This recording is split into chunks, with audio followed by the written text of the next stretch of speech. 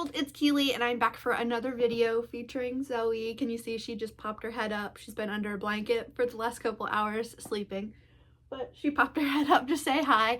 I am back for a video. This is going to be my March and April / spring book haul. I've purchased a handful of books over the last couple weeks / months, and this is not all of them, but I am not including 99.9% of the nonfiction that I purchased because I'm only reading fiction right now.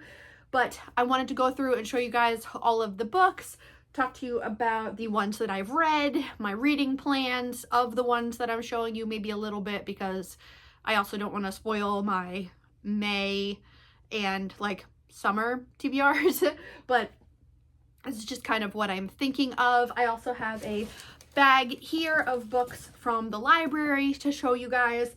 But first, I thought we'd start off with something a little bit different. I wanted to start doing something with my videos that aren't vlogs, because I do talk about this kind of stuff throughout my vlogs, but I also, in my like standalone videos, wanted to start highlighting kind of my favorite things at the moment. I know a lot of people will do like a favorites of the month video or favorites of the year, but I thought it would be cool to also use this as a way to track throughout the year the things that I am enjoying, because I think, you know, a lot of people are going through a lot of hard things and it can be hard to remember the good things, and I just wanted to highlight for myself to document, but also in case this helps anyone else, highlight the good things that I've been using, listening to, watching, those kind of things. The first thing I will start with is my favorite show that I have been watching recently. It is a rewatch. I have seen it many, many, many times, but I have been rewatching the TV show Reba from the early 2000s. It was a sitcom where Reba McEntire, the famous country singer from the 90s, is the main character. It is her show, and it's a show that me and my sister watched growing up, and it's just been so comforting to go back and watch it. It's very comforting to rewatch shows and movies that I've loved and like seen a billion times, because I know what's gonna happen, and that helps to take away some of the anxiety of the world. Is like, this is a comforting thing because I know how it's gonna play out. Like, I know what's gonna happen. I've been exposed to these characters a lot. I will say, watching the show though as an adult, going back, like, holy crap, is it really problematic in a lot of ways. It's pretty homophobic across every season. They joke about alcohol and substance use a lot. Like, that's always like a ha, are you drinking again kind of thing, which I don't love. And Reba is like a really, really selfish person. Brock, her ex-husband, also incredibly selfish. There are things that happen with their kids where Reba is basically like, how can you do this to me, instead of like a, are you okay kind of vibe. So as an adult, I do definitely see all of the issues with it. But overall, it's just a funny, stupid show that I've really been enjoying. In terms of who I've been watching on YouTube, I have just been binge watching all of Christine Snap's videos. She is more popular on, I think, TikTok than anywhere else, but she has a decent following on YouTube. Like, I don't want to diminish that, but she's just such like a chill person. She has a dog named Riley that she talks about and shows all the time.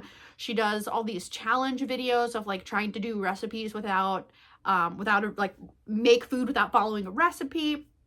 She highlights her friends. She has like a P.O. box opening thing that she does where she reads letters from people. It's just like a very cozy part of the internet. So I've very much been enjoying her. If I mention anything that can be linked down below, I will link it down below.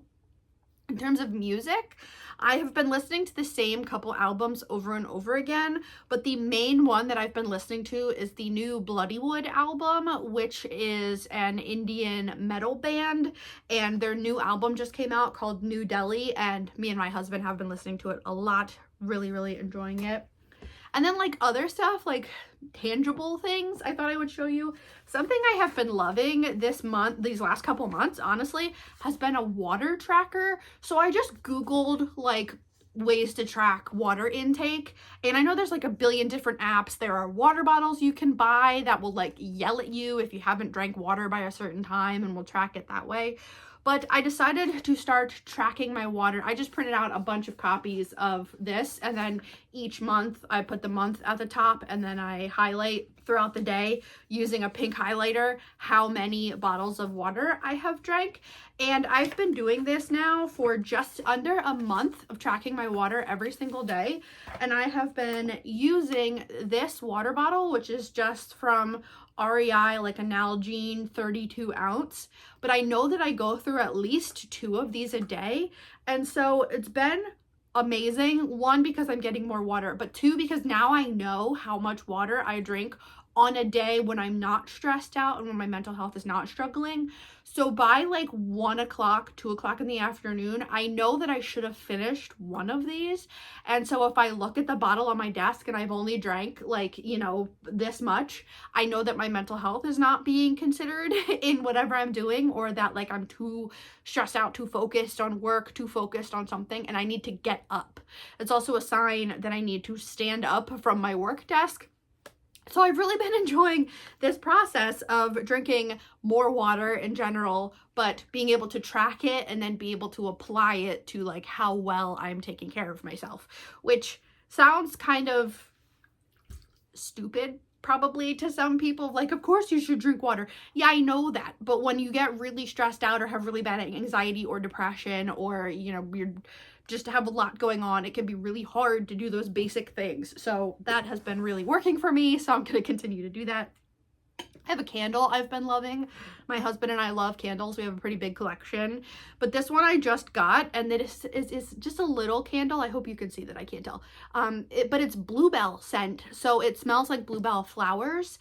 And it's just this little candle that I got when we were out at a store this past weekend. And it smells incredible. It smells like a field of bluebells. I normally don't go for like super floral candles, but this one's incredible. I love it so much. So I have a bookshelf out in the hallway that doesn't really have anything on top of it. And so I light this candle in the hallway with my office door open so I can see it. And then it makes the whole upstairs smell like a field of flowers. And that's been wonderful. So I'm really enjoying that. And then the other thing I wanted to show you, my husband came home the other day and he was like, I bought you something. I was like, what did you buy me? He bought me a tech deck, just a little skateboard. These have been around since I was little. I used to skateboard when I was a teenager. My friends and I were big skateboarders, but he got me this little one. And so this is just like a fidget toy on my desk now. And I have been having such a bomb ass time playing with the tech deck. I need to like watch videos to learn how to do tricks and stuff. And oh, since I film from my phone, I just have one of those like tripods that has a ring light around it, and then your phone goes in the middle from Amazon. That's what I use. So I have to take my phone case off in order to film, but I've been loving my new phone case and pop socket. So you can't really see, but it's the cat. The case itself is from Kiki's Delivery Service, and then the pop socket is from Spirited Away. And I just love this new combination that I bought for my phone. It makes me so very happy. Those are all of the fun things. Now let's get into the reason you clicked on this video, which is the books. Yes, I know in a previous video I said that I was going to try really hard to not buy a lot of books this year. Oh well.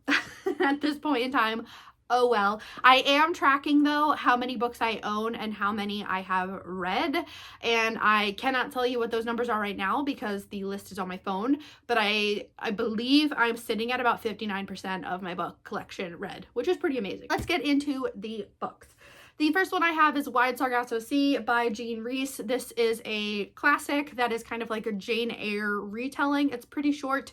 I've had this sitting on my desk because I plan on reading it very soon. And I got this one because I saw Emma from the channel Emmy talking about it for one of her classes in undergrad, and I decided that I wanted to read it. So that's why I got it. Then a couple that I have read, we have Dating and Dragons by Christy Boyce. This is the follow-up to the first book, which was Dungeons and Drama. They are not about the same characters, but it's kind of the same vibe in that they are romance with characters that play Dungeons and Dragons. And it's lovely. I enjoyed this one so much. You're following Quinn, who just moved to a new town, and they moved to take care of her were to be closer to her grandmother, who has had some falls and is having some health issues. And so the family just wanted to be close to her.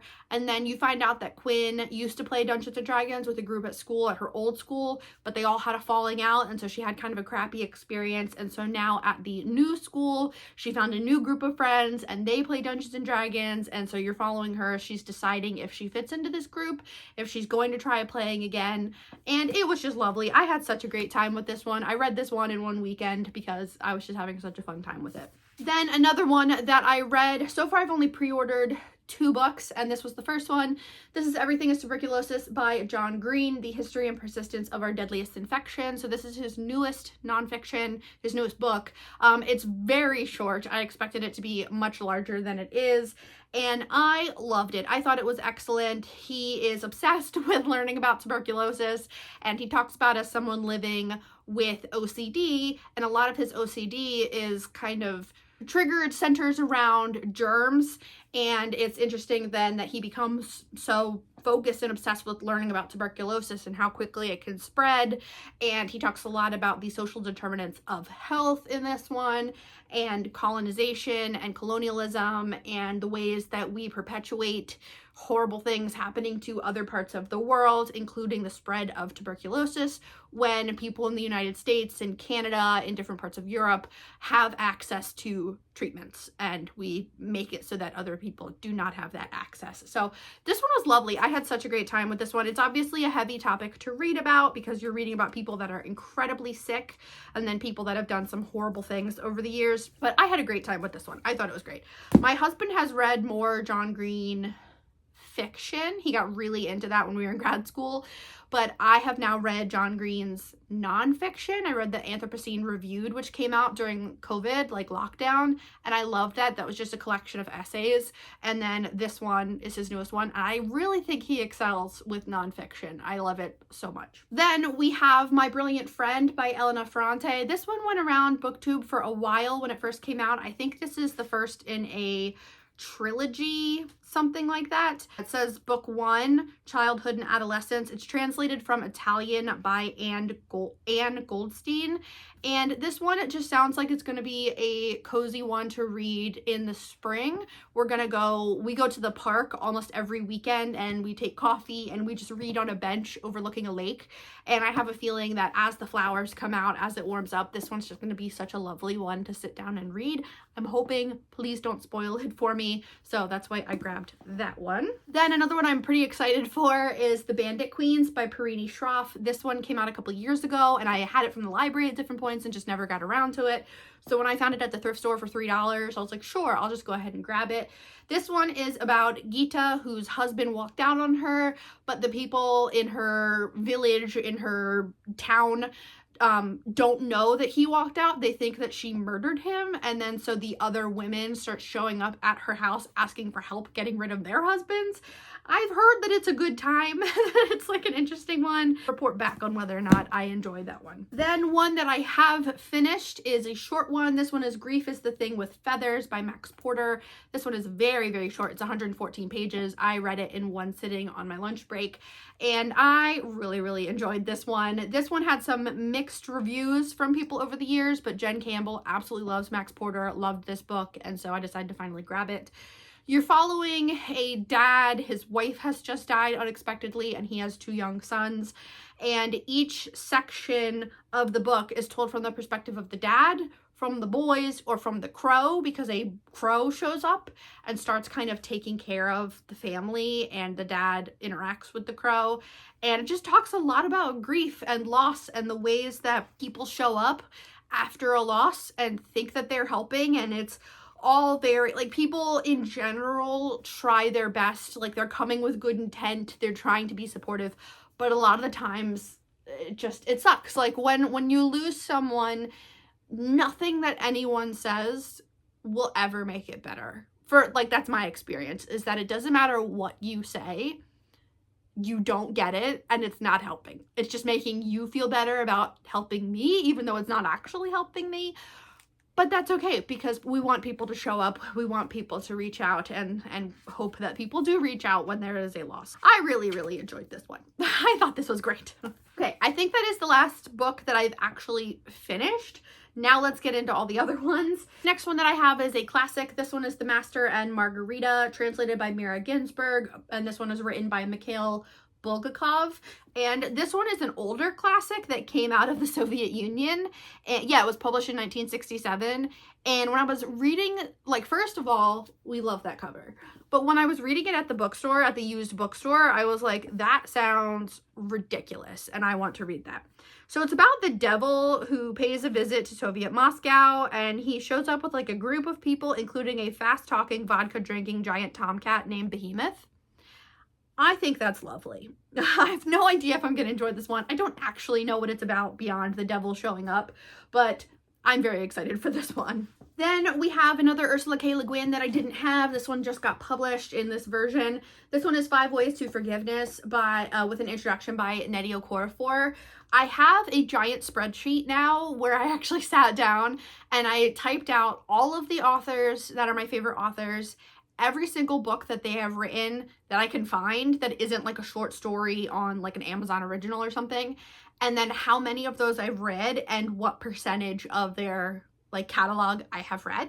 And Ursula K. Le Guin is on that list, and I believe when I checked over the weekend, I was sitting at about 40% of her books I've read, which is amazing because she wrote a lot of books. So I have a couple more of her books on my shelves. I would like to continue to work my way through her catalog, but this is one that takes place in the Hainish novels, the Hainish cycle, and those books include The Left Hand of Darkness and The Dispossessed, and I have read both of those, and I really enjoyed both of them. I liked The Dispossessed slightly more than The Left Hand of Darkness, so I'm very excited to just be back in that world and reading this one. Then we have a whole bunch of middle grade, and I love middle grade books, and especially books that are like whimsy or spooky. I love those kinds of things. So the first one we have is Greenwild by Perry Thompson. This is the first in a series. I've seen, I think 3 or 4 are out so far. This one is about Daisy Thistledown, who is on the run. Her mother's been keeping big glittering secrets, and now she has vanished. 11-year-old Daisy knows it's up to her to find her mom, but she's being hunted by someone determined to stop her from discovering the truth. This chase will lead her through a hidden doorway into another world, a place that's bursting with magic and enchantment. It just sounds like it's going to be a lot of fun, so that's why I picked up this one. Then we have The Wand Keepers, and this cover is what got my attention. This one is A Sky Full of Dragons by Tiffany McDaniel, and this is the first book in the Wand Keepers series, I guess. Yeah, it says 1, so I assume it's a series. And this one says Aunt Calderones, Caldrones. It's Cauldron Eyes. Cauldron Eyes? I don't know how to say that.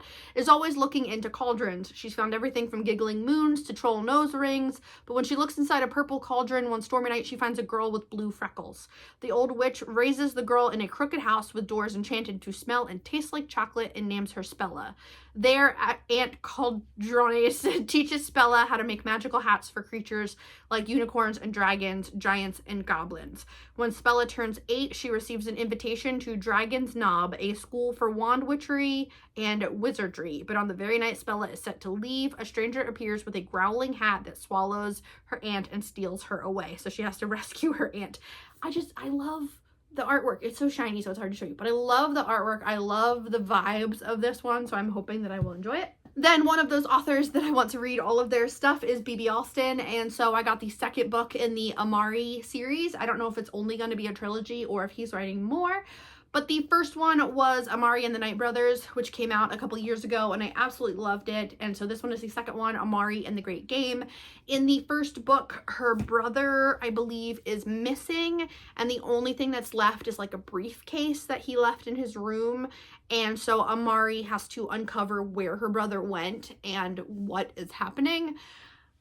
That's kind of what I remember from it. It's been a while and I don't want to read the back and spoil myself. I'm just going to dive into that one. They're middle grade magic, super fun. This one sounds like it's going to break my heart, but the cover and title is what got me. So this one is Dear Mothman by Robin Gao. And I love Mothman. I love cryptids. I have a whole section on my bookshelves of just books about supernatural shit and cryptids, and I love them so much. Mothman is one of my favorites. So I picked this one up and didn't realize it was going to absolutely break my heart. So this is what this one's about. A few months ago, Noah's best friend and the only other trans boy in his school, Lewis, passed away in a car accident. Feeling lost and alone, Noah starts writing letters to Mothman, Lewis's favorite cryptid, wondering if he would understand how Noah feels. At first, Noah isn't sure whether he actually believes in Mothman, not like Lewis did. But when strange things start to happen around his wooded home, Noah wonders whether there might be something to the stories. He decides to make his science fair project about Mothman, despite his teacher urging him to study something real. As Noah's mind begins to open, so does his world. He makes friends with a group of girls in his grade and finally feels like he belongs. But most people are not so accepting, and he has no evidence to prove that Mothman exists. With the science fair looming closer, Noah decides to risk everything, trek into the woods, and find Mothman. That sounds like it's going to break my heart, that he's trying to connect with his dead best friend through a cryptid. Like, that's, I love that idea, but that's going to be so sad. So this book is primarily through like letters and illustrations. So I will report back on that one. I'm going to be a friggin' mess reading it. Then this one sounded dope. This one is Midsummer's Mayhem by Rajani LaRocca. And so this one is about 11-year-old Mimi Maxon, who comes from a big Indian American family. The youngest of four, she feels invisible, but her dream of proving herself seems possible when she enters a contest at the brand new bakery in town. But when Mimi's dad, a renowned food writer, mysteriously loses his highly honed sense of taste, she worries she'll never be able to bake something impressive enough to propel her to gastronomic fame. As she struggles with what to make, Mimi is drawn into the woods behind her house where she meets Vic, a boy who shows her parts of the forest she's never seen. Who knew there were banyan trees and wild boars in Massachusetts? Together, they discover exotic ingredients and bake them into delectable and enchanting treats. But as her dad acts stranger every day and her siblings' romantic entanglements start causing trouble, Mimi begins to wonder whether the ingredients she and Vic found are somehow behind it all. She uses her skills, deductive and Epicurean, to try to uncover the truth, and in the process, she learns that in life, as in baking, not everything is sweet. That sounds like it could be a really tough topic. Like, okay, is it going to be that her dad lost his sense of smell and his personality is changing because of like a medical diagnosis that this is actually going to talk about? Or is it because of some like supernatural thing in the trees? We will find out. Then I have Thornlight by Claire Legrand, and this one is also part of a duology or a series. There's at least one other one. But this one, it says, Briar was born with a nose for lightning. She's the most talented harvester the Vale has ever seen. Surely she and her unicorn, Noro, can find enough lightning to fend off the great evil threatening her home. Thorn, Briar's shy and sensitive twin, is an artist, a gutter sweep. But when the unthinkable happens, Thorn summons the courage she never knew she had and undertakes a dangerous quest to find a legendary witch. Celestina, Queen of the Vale, has borne the royal family's curse ever since her parents' death, and now she is determined to break it no matter what it takes. But nothing is what it seems. Not the lightning, not the curse, not even the famous Quicksilver Foxheart. It just sounds like it's going to be another kind of cozy, whimsy, magical one. So that's why I grabbed that. Then we have Spineless by Samantha San Miguel. Again, these covers of middle grade books are just the coolest thing. This one says, wild boars, alligators, hammerhead sharks. Can 12-year-old Algie Emsworth survive the swamps of South Florida? More importantly, will he keep his asthma attacks at bay long enough to make a scientific discovery and fulfill his dream of becoming a real naturalist? With the help of Frankie and Lulu, intrepid heiresses to the South Florida health resort Hotel Paraiso, Chicagoan Algie embarks on the adventure of a lifetime as he escapes certain death, discovers a brand new species, and goes head-to-head with diabolical thieves. At the same time, a deadly and mysterious red tide ravages the beaches, and a possible curse threatens to close down the hotel for good. Soon, Algie, Frankie, and Lulu must save themselves, solve the mystery of the hotel's curse, and protect their never-before-seen species before it's too late. It just sounds like it's going to be super fun and like an adventure story.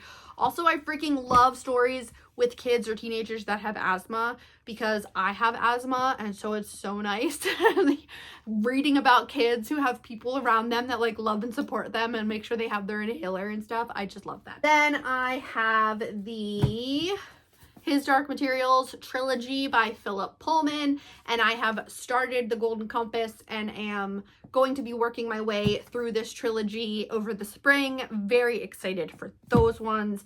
I've reread the first book 2 times at least and am determined to read through all 3. I think that is it in terms of middle grade. Now I just have a couple regular like adult books left. Well, actually, one of them might be kind of middle grade. I don't really know. But I grabbed My Friends by Hisham Matar. Sorry, it's an I there. This one sounded like it was going to be really interesting, and I want to pick it up very soon. This one says, one evening as a young boy growing up in Benghazi, Khalid hears a bizarre short story read aloud on the radio about a man being eaten alive by a cat and has the sense that his life has been altered forever. Obsessed by the power of those words and by their enigmatic author, Hossam Zawa, Khalid leaves Libya to pursue a life of the mind at the University of Edinburgh. There, thrust into an open society that is light years away from the world he knew in Libya, Khalid begins to change. In London, he attends a protest against the Gaddafi regime only to watch it explode into tragedy. In a flash, Khalid finds himself injured, clinging to life, and unable to leave Britain, much less return to the country of his birth. When a chance encounter in a Paris hotel brings him face to face with Hossam Zawa, the author of the fateful short story, Khalid is subsumed into the deepest friendship of his life.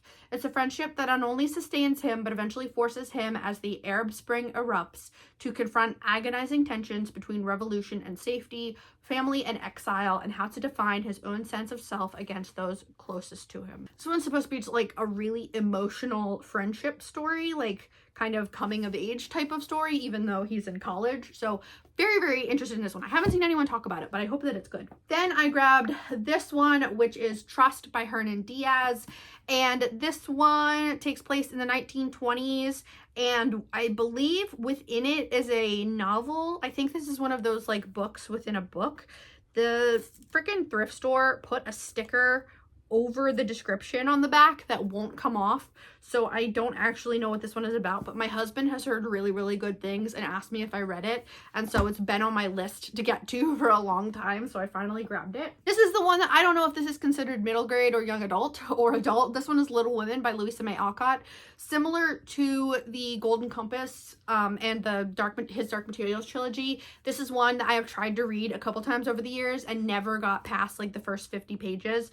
But again, I am determined to read it this spring, so that's why I grabbed it. And then the final physical book that I have here to show you is Your Absence is Darkness by John Coleman Stephenson. And this one I had never heard of. It's translated from Icelandic, which I thought was pretty cool, by Philip Rotten. And this one is about a man who comes to awareness in a cold church in the Icelandic countryside, not knowing who he is and why he's there or how he arrived, with the stranger staring mockingly from a few pews back. Startled by the man's cryptic questions, he leaves and plunges into a history spanning centuries, a past pressed into his genes that sinks him closer to some knowledge of himself. A city girl is drawn to the fjords by the memory of a blue-eyed gaze, and a generation earlier, a farmer's wife writes an essay about earthworms that changes the course of lives. A pastor who writes letters to dead poets falls in love with a faraway stranger, and a rock musician plagued by cosmic loneliness discovers that his past has been a lie.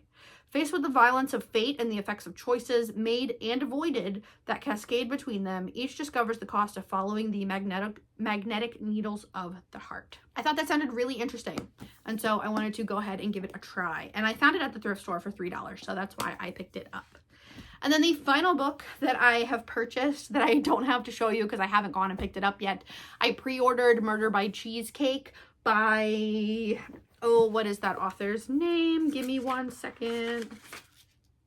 Rachel Ekstrom Courage. My sister and I are going to be reading this book together, so that's why I purchased it. It is a Golden Girls inspired cozy murder mystery. Now let's go through the books that I got from the library. Again, middle grade, all of them. This one is The Witch of Woodland by Laurel Snyder.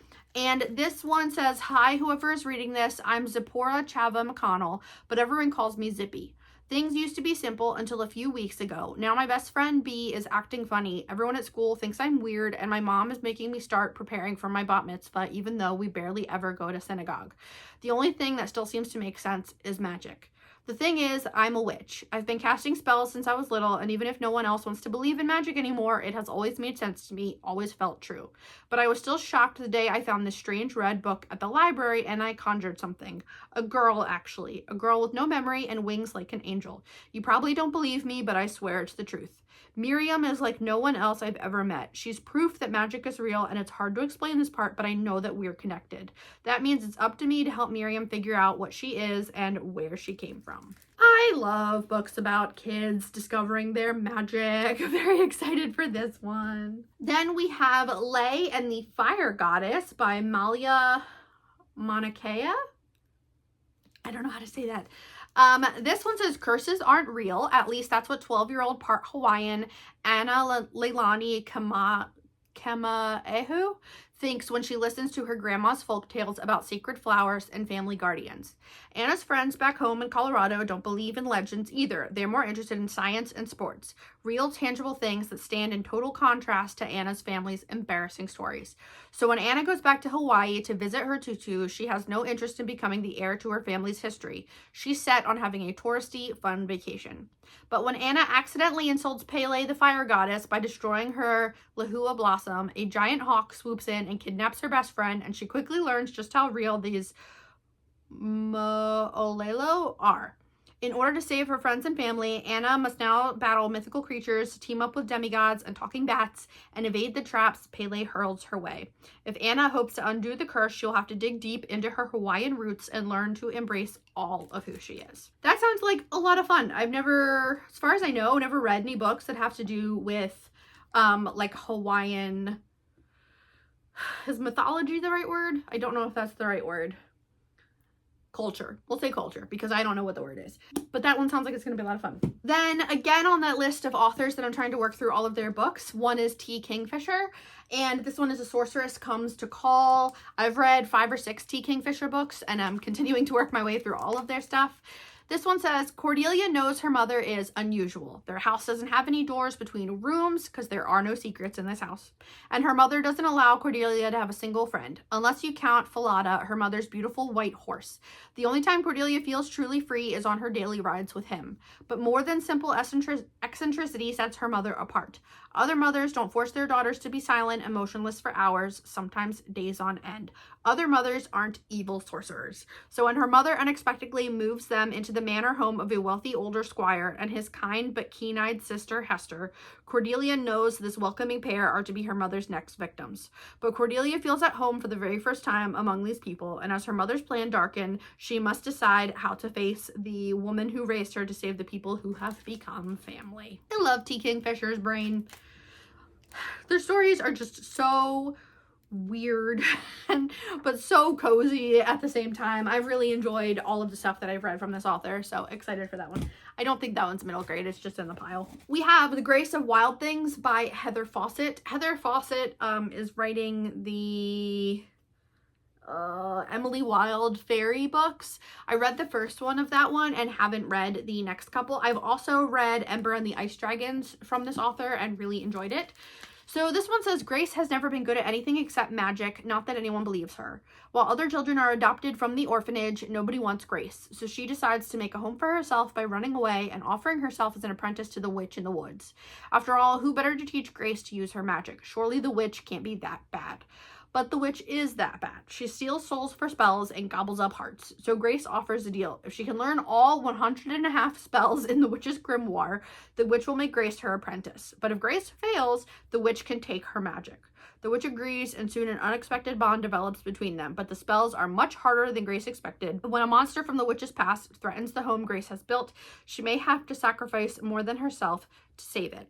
It's inspired by Anne of Green Gables. I love Anne of Green Gables. I have only read the first one in that series. There's like a billion of those books, but I really, really loved the first one, so I'm very excited for that one. One that I know is not middle grade is Lore of the Wilds by Annalee Sabrana. And this one is, it says, a stunning romantasy debut about an enchanted library, 2 handsome fae, and 1 human who bring them all together.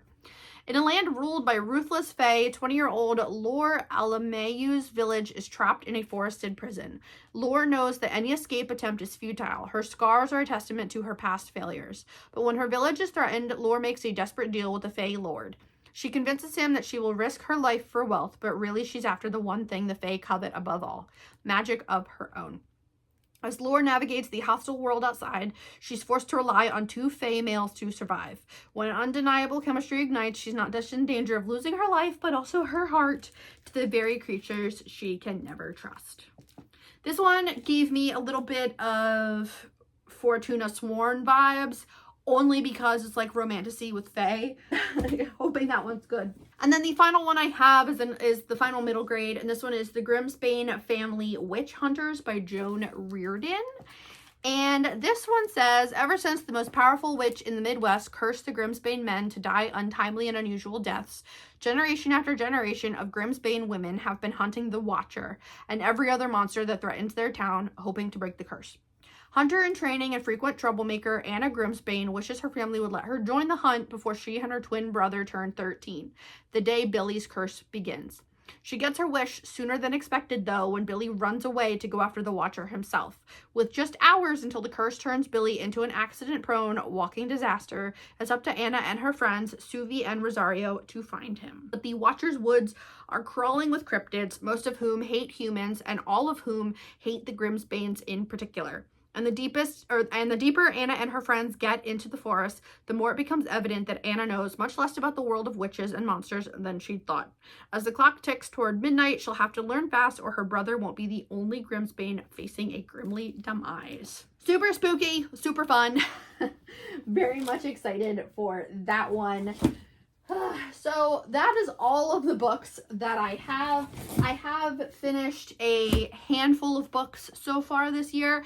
I just sat down and read one in less than 24 hours that was over 400 pages and was not a middle grade. That was The Undermining of Twyla and Frank by Megan Bannon, which is the second book in the Heart and Mercy trilogy. Freaking loved it. I had super bad insomnia and anxiety last night, so I laid in bed and read 70% of a 400-page book and then woke up this morning and finished it, and it was great. So I am getting reading done. So I do plan on reading all of these over the next couple months if possible, plus many other books along the way. But I just wanted to grab all of these books, put them together, and talk about them, and hopefully not buy any more for a little while. I typically suck at doing those, read 3, buy 1, or you can't buy another one until you read 10 or something like that. I suck at those, so I'm not going to set anything like that. I'm just going to try to enjoy my reading and go with the flow, see how the world takes me. Okay, that is it. Let me know if you've read any of these. Are you planning on doing any book haul videos soon? Have you done them? Do you hate them? Do you love them? And that's it. Thank you so much for watching. Bye.